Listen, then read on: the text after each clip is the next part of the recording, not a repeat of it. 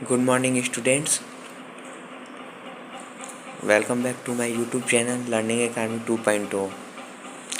तो आज के इस वीडियो में हम लोग क्लास टेंथ का हिस्ट्री चैप्टर 3 चैप्टर नेम है हिंद चीन में राष्ट्रवाद आंदोलन, और ये लघु उत्तरीय प्रश्न है चैप्टर 3 का।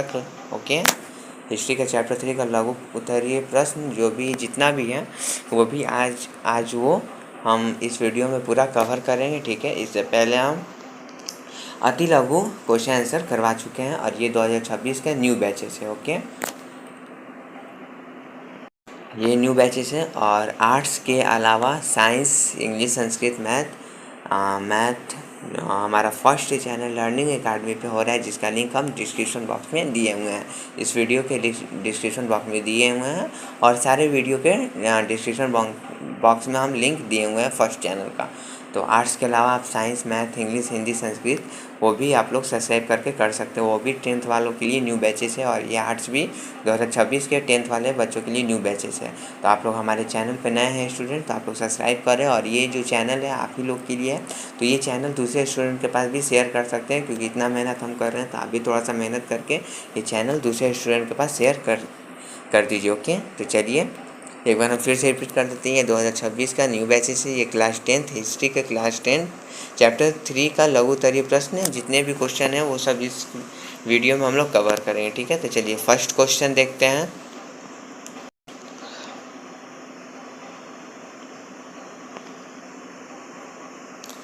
फर्स्ट क्वेश्चन है स्टूडेंट्स हमारा,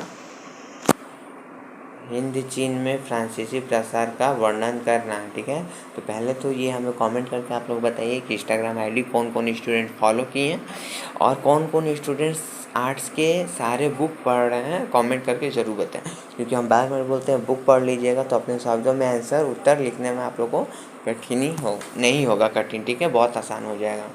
हिंद चीन में फ्रांसीसी प्रसार का वर्णन करना है। ठीक है, चलिए इसका उत्तर देखते हैं स्टूडेंट्स। और भी किसी भी तरह का प्रॉब्लम हुआ हो तो आप लोग इंस्टा आईडी यहीं पूछ सकते हैं या कमेंट करके पूछ सकते हैं। चलिए इस प्रश्न का उत्तर जानते हैं।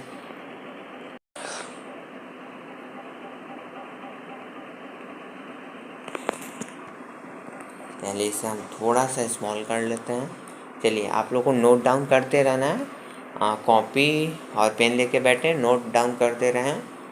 फ्रांसीसी कंपनी हिंद चीन में प्रसार करने में सक्रिय था, और इसे आप पॉइंट टू पॉइंट करके लिखिएगा तो आप लोग को रिमेंबर करने का उतना कठिन नहीं होगा याद करने में। ठीक है, फ्रांसीसी कंपनी हिंद चीन में प्रसार करने में सक्रिय था। फ्रांसीसी व्यापारियों के साथ साथ पादरी भी इस क्षेत्र में आने लगी और 1747 ईस्वी के बाद फ्रांस अन्नाम में रुचि लेने लगा। ठीक है, किंतु अभी भी इस क्षेत्र में उसकी पकड़ कमज़ोर थी। देखिए यहाँ पे एक जो क्वेश्चन बोला, इसलिए बोलते हैं आप लोग हमारा वीडियो अंत से एंड तक जरूर देखिए। इसमें बहुत सारा चीज़ें इंपॉर्टेंट हैं जो कि वीडियो के बीच में हम बताते रहते हैं। अति लघु में एक क्वेश्चन पूछा था कि बाववादी कहाँ का राजा था, कहाँ का शासक था, तो वो अन्नाम का राजा था बाववादी। ठीक है, जो कि बाद में वो लंदन जाके बस गया था। ठीक है, लेकिन उसे बाद में फिर लाया गया और फ्रांस का शासक बना दिया गया। अगर शायद गलत हो तो माफ़ कीजिएगा स्टूडेंट, लेकिन इतना हमें अच्छी तरह से याद है, वो बाववादी अन्नाम का ही राजा था। ओके, किंतु अभी भी इस क्षेत्र में उसकी पकड़ कमज़ोर थी। ठीक है, ये बाववादी का नहीं, ये यहाँ पे जो हम क्वेश्चन बोल रहे हैं उसके फ्रांस अन्नाम में रुचि लेने लगा था, लेकिन फ्रांस का इस क्षेत्र में उसकी पकड़ बहुत कमज़ोर थी। 19वीं सदी में इस क्षेत्र में फ्रांसीसी पादरियों की बढ़ती गतिविधियों के विरुद्ध उग्र आंदोलन प्रारंभ स्टार्ट हो गया। मतलब 19वीं सदी में फ्रांसीसी पादरियों, ठीक है, ये सब इसलिए बोलते हैं आप लोग पॉइंट टू पॉइंट लिखिए। 19वीं सदी में बहुत आंदोलन हुए जिसमें फ्रांसीसी पादरियों की बढ़ती गतिविधियों के विरुद्ध उग्र आंदोलन भी स्टार्ट हो गया। इससे फ्रांस को अपनी सैन्य शक्ति के प्रयोग का बहाना मिला और उसने सैन्य बल के आधार पर 1862 ईस्वी में अन्नाम को संधि के लिए बाध्य किया। इसी प्रकार 1863 ईस्वी में कंबोडिया पर तथा ये सब आपको पॉइंट टू पॉइंट करके लिखना है स्टूडेंट्स, ओके। इसी प्रकार 1863 ईस्वी में कंबोडिया पर तथा 1863 ईस्वी में, एक मिनट यहाँ इरेज करते हैं स्टूडेंट, टोकिन पर अधिकार कर लिया और इस प्रकार 20वीं सदी की शुरुआत तक संपूर्ण हिंद चीन क्षेत्र फ्रांस के नियंत्रण में आ गया। ठीक है स्टूडेंट, देखिए यहाँ बोल रहा है कि 20वीं सदी के शुरुआत के संपूर्ण हिंद चीन क्षेत्र का जितने भी क्षेत्र थे वो फ्रांस के नियंत्रण में आ गया। किसके बल पे? तो ये यहाँ लिखा हुआ है सैनिक शक्ति के प्रयोग के द्वारा ही हुआ। ठीक है, तो इसे हम इरेज कर देते हैं ताकि आप लोग भी अच्छे से इसे नोट डाउन करते रहें। ठीक है, तो देखिए पहला जो क्वेश्चन था स्टूडेंट्स, हिंद चीन में फ्रांसीसी प्रसार का वर्णन करें। ओके, तो ये हम इसका उत्तर आपको बता दिए। चलिए सेकंड नंबर क्वेश्चन है हमारा। कहीं भी डाउट हो रहा हो तो आप लोग कमेंट करके पूछ सकते हैं। रासायनिक हथियारों एवं एजेंट ऑरेंज का वर्णन करना है। ठीक है, मेन इसका मुद्दा यही है कि रासायनिक हथियारों उसके साथ है एजेंट ऑरेंज का वर्णन करना है। चलिए इसका उत्तर देखते हैं।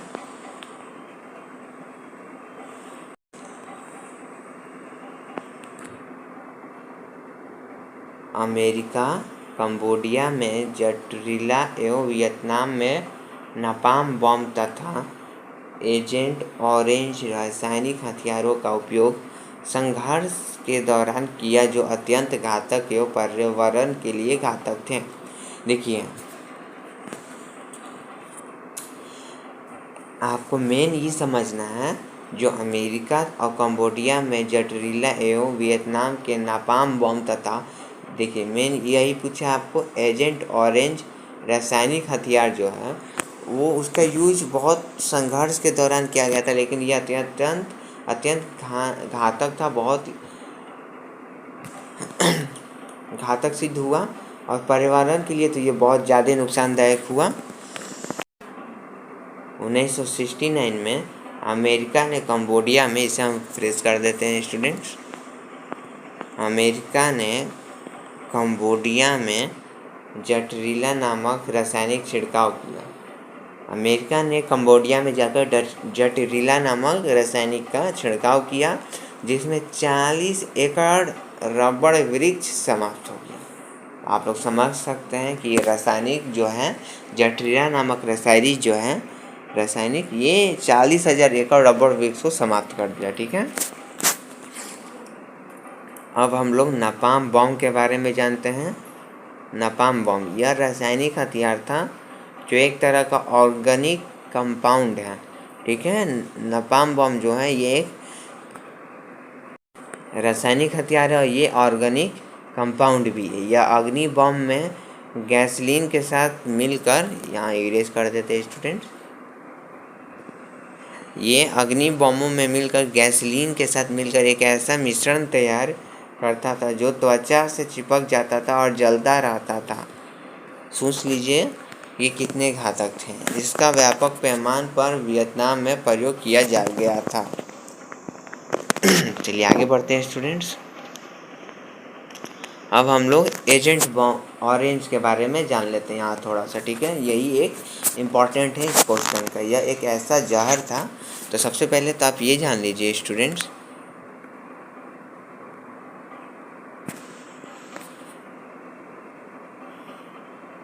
एजेंट ऑरेंज ये एक ऐसा जहर है जिसमें पेड़ों की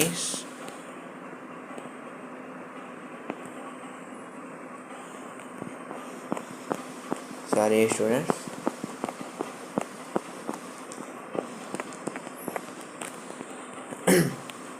जिसमें पेड़ों की पत्तियां झुलस जाती थी एवं पेड़ मर जाते थे। मतलब एजेंट ऑरेंज जो है ये एक तरह का ये जहर है। ठीक है, जिसमें पेड़ की पत्तियां झुलस जाती थी और पेड़ जो थे वो मर जाते थे। अमेरिका इनका इस्तेमाल जंगल के साथ खेतों और आबादी दोनों पर जमकर किया। मतलब जहाँ में अमेरिका में ये जंगल और खेतों जहाँ आबादी ज़्यादा हुआ करता था जंगल का, वो ये एजेंट ऑरेंज जो जहर था, केमिकल जो था, वो जाकर वहाँ छिड़क देता था, जिससे एकड़ के एकड़ वहाँ के पेड़ पौधे ख़त्म हो जाते थे। इस जहर का असर आज भी नज़र आता है जन्मजात विकलांगता एवं कैंसर के रूप में। यह जहाँ आबादी ज़्यादा आदमी का हो वहाँ भी अमेरिका कर देता था उस टाइम में, लेकिन इसका आज भी हमें असर दिखता है जहाँ जन्मजाति विकलांगता एवं कैंसर के रूप में हमें दिखता है। ठीक है स्टूडेंट्स,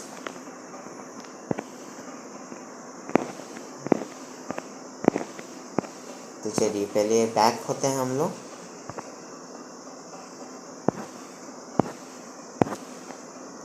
सेकंड नंबर क्वेश्चन था रासायनिक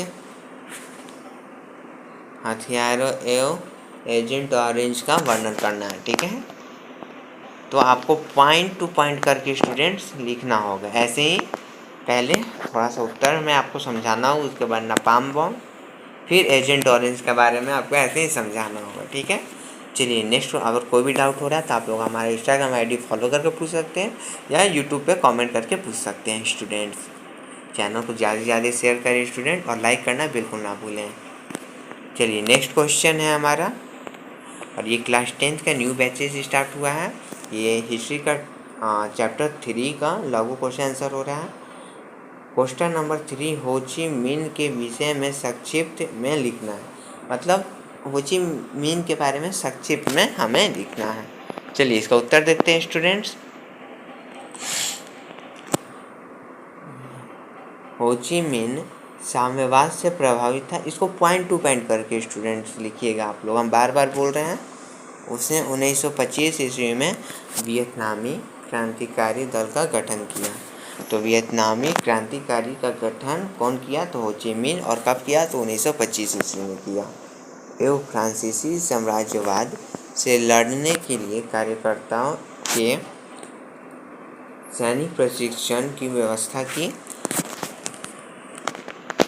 1930 ईस्वी में राष्ट्रवादी गुटों को एकत्रित कर वियतनाम कॉन्ग सन देंग अर्थात कम्युनिस्ट पार्टी की स्थापना की। विश्वव्यापी आर्थिक मंदी एवं फ्रांसीसी सरकार की क्रूरता के कारण हो ची मिन ने राष्ट्रवादी आंदोलन को तीव्र किया। देखिए, विश्वव्यापी आर्थिक मंदी जब हुआ था फ्रांसीसी सरकार के द्वारा और क्रूरता के कारण ही हो ची मिन ने जो था कि राष्ट्रवादी आंदोलन को तीव्र किया। और सेकेंड वर्ल्ड वॉर जब हुआ था, द्वितीय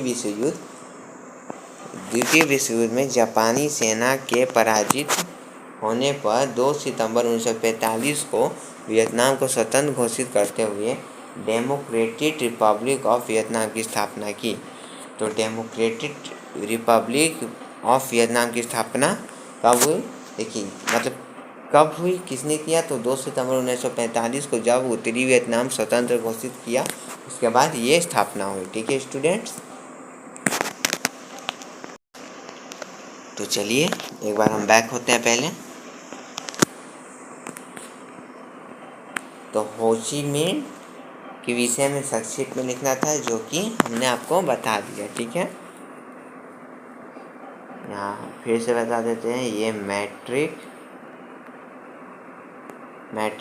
क्लास 10th के लिए ये 2026 न्यू बैचेस है। ओके,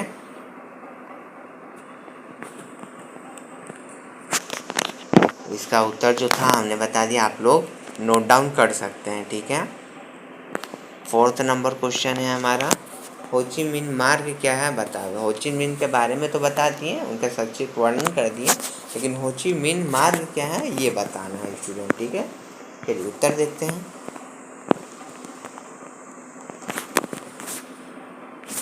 पहले इसे थोड़ा हम स्मॉल कर लेते हैं स्टूडेंट्स। वियतनामियों की रसद सप्लाई मार्ग हो ची मिन मार्ग था। मतलब वियतनामी की रसद सप्लाई, कौन सी सप्लाई? रसद सप्लाई मार्ग को हम लोग हो ची मिन मार्ग कहते थे। वस्तुतः हो ची मिन मार्ग हनोई से चलकर, देखिए इसे पॉइंट टू पॉइंट करके लिखिएगा।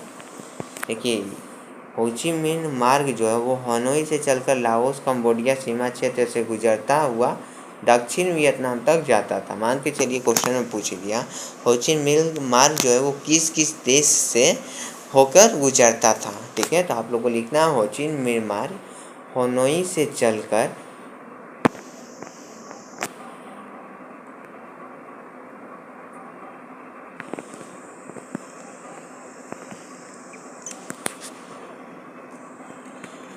होची मिन्ह मार्ग हनोई से चलकर लाओस कंबोडिया फर्स्ट देश लाओस, सेकंड देश हो गया कंबोडिया, और कंबोडिया के सीमा क्षेत्र से गुजरते हुए दक्षिण वियतनाम तीसरा देश हो गया दक्षिण वियतनाम तक जाता था, जिसमें सैकड़ों कच्ची पक्की सड़कें पूरे वियतनाम निकलकर जुड़ी थी। अमेरिका सैकड़ों बार इस पर बमबारी भी कर चुका था, परंतु वियत कांग एवं उसके समर्थित लोग तुरंत उसकी मरम्मत कर लेते थे। इसी मार्ग पर नियंत्रण के चक्कर में अमेरिका ने लाओस कंबोडिया पर आक्रमण भी कर दिया था, परंतु तीन तरफा संघर्ष में फंसकर उसे वापस होना पड़ा था। मतलब अमेरिका को वापस जाना पड़ा था। तो आप लोग समझ गए कि होचिन पहले इसमें देखिए बैक होते हैं। पहला ही पूछा कि होचिन मिन्ह मार्ग क्या बताना, तो होचिन मिन्ह तो मार्ग पता चल गया आपको, लेकिन होची मिन्ह मार्ग जो वो किस किस देश से होकर गुजरता था और किस देश की सीमा से होकर गुजरता था आप लोग को हम बता दिए, लेकिन आप लोग को समझ में आया कि नहीं कमेंट करके ज़रूर बताएं।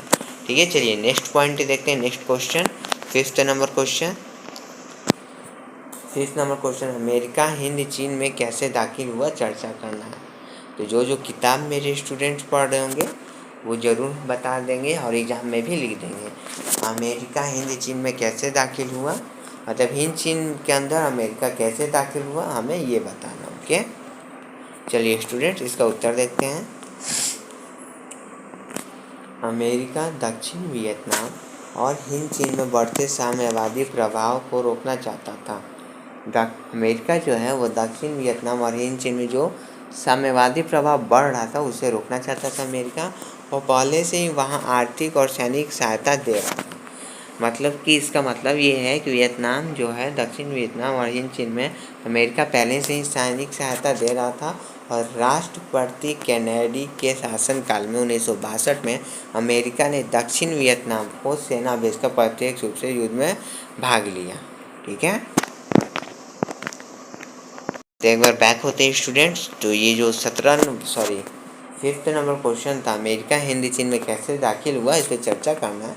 शॉर्टली जो इसका उत्तर था वो हमने आपको बता दिया। ठीक है, चलिए आगे बढ़ते हैं। वो स्टूडेंट्स, तो आज का क्लासेस हमें यहीं एंड करना होगा, क्योंकि लघु का हिस्ट्री में जो चैप्टर 3 में 5 ही क्वेश्चन था स्टूडेंट्स। ओके, एक बार हम चेक कर लेते हैं जी। हाँ, 1 से लेके 5 ही तक था, जो कि हमने पूरा कंप्लीट करवा दिया। ओके, तो आज के वीडियो में द एंड हम यही करते हैं ना। अगर किसी भी तरह का आपको डाउट हुआ स्टूडेंट तो आप लोग बेझिझक कमेंट करके पूछ सकती हैं, या स्क्रीन पे हमारा इंस्टाग्राम आईडी शो हो रहा है उसे फॉलो करके पूछ सकते हैं। तो आज के वीडियो में बस इतना ही, मिलते हैं नेक्स्ट वीडियो में और लेसन 3 के दीर्घ क्वेश्चन आंसर के साथ। तो वीडियो अच्छा लगा हमारा तो वीडियो को शेयर करें और चैनल को सब्सक्राइब करना बिल्कुल ना भूलें। Thank you.